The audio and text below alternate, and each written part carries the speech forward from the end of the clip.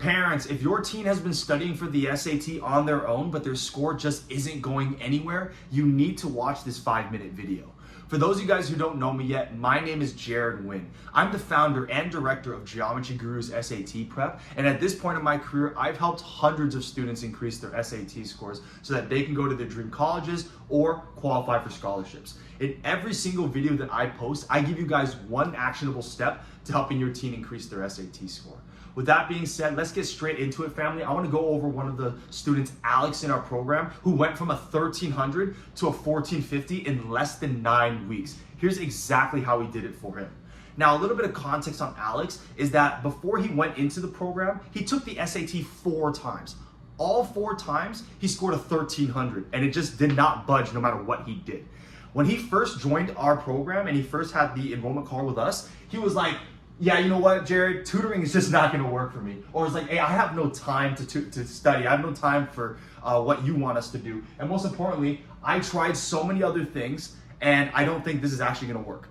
And I dug a little bit deep into it. I was like, what makes you feel that way? Is because he tried Khan Academy, he tried Blue Book, he tried a bunch of other self-paced courses like Princeton Review, Kaplan, and nothing was really working for him. He even had a previous tutor that was just like really wasn't doing anything for him. So I asked him these 3 questions and I knew exactly what was going wrong. First of all, I was like, Alex, did you have someone give you a laser targeted plan based on your biggest weaknesses? Do you even know what your biggest weaknesses are? He said no. And I asked him, okay, well, have you have a structured plan in place to practice those weaknesses in which you're doing a set amount of problems every single day and you have someone walking you through your biggest areas of struggle? He said no. And I asked him, okay, most importantly, right, have you simulated the test environment in a way that when you take the actual exam, it's easier than how you practiced it? And he said no. So I was like, okay, well, you know, if you haven't done those 3 things, there's nothing to tell you that tutoring won't work for you, right? Because he never even got the proper plan in place to even think that way. So that's how I knew, is like, yeah, 100% we can help you with that, right? So, and Alex is one of those varsity athletes, right? In a lot of clubs, internships, right? And he's like, he felt like he didn't have time to practice. I was like, well, yeah, but do you have an hour a day? He's like, yeah, I have an hour a day. And he's been practicing, he said, for an hour a day. But the problem with his practice is that nothing he did was targeted to his unique weaknesses. So he was just doing random practice problems, just doing problems for the sake of doing the problems, right? So it's like, you're not gonna get anywhere like that. So here's exactly what we did for him. Step 1 is we made him that plan. That plan is exactly what we're gonna go over with right now, right? Because Alex kept attacking the places that he thought were the weakest, but the issue is not that they were the weakest areas, that's just what he got wrong. There's a difference between getting something wrong and having an actual weakness. What do I mean by that? When we looked into Alex's tests, we found out that those questions at the end of the module, the ones that he was getting wrong, he actually understood how to do them. The main issue was he was spending so much time on the beginning problems that by the time he got to the ending problems, he ran out of steam. So he couldn't demonstrate what he truly knew because he was running out of time. So what did we do with him? We need to figure out what the actual weakness was. The actual weakness was they were the beginning problems, the ones that he was spending 90 seconds on when he should realistically only be spending 30 seconds on.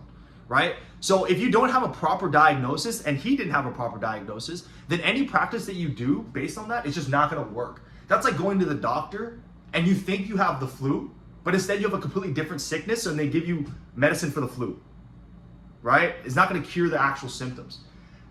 Second thing we did was the pressure protocol. Alex, the problem with him is that he was working with materials that were just way too easy for him.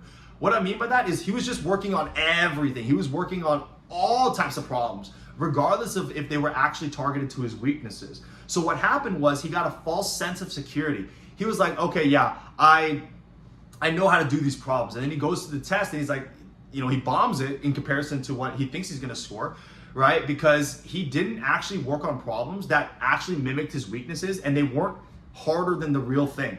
So with him, what we needed to do is not only did we need to diagnose his weaknesses, we had to make sure that we gave him problems that mimicked his weaknesses and were slightly harder than the real thing. So then that way, right, he's like, okay, yeah, I've done this a million times. And the last step is that we just needed to make sure that everything he did was in a structured environment. Before meeting us, Alex was like, okay, yeah, I'll do a little bit of work right here. I'll do a little bit of work right here. Problem with that is that you have no real consistency. And the only way to breed real confidence is through pure consistency. Even when you feel like you don't want to do it, or even if you feel like you're good enough already. If you're not consistent, you're not gonna see results. So what did we have him do? We had him do 40 problems a day every single week for the 9 weeks. And guess what happened to him? Obviously, his score increased 150 points, so he did something right. Of course, you gotta make sure you have a proper coach there, a proper one-on-one coach there as well to guide you through the process. But the consistency is the main thing. So we had him do 40 problems a day, 20 for math, 20 for English. It took him about 45 minutes to an hour every single day.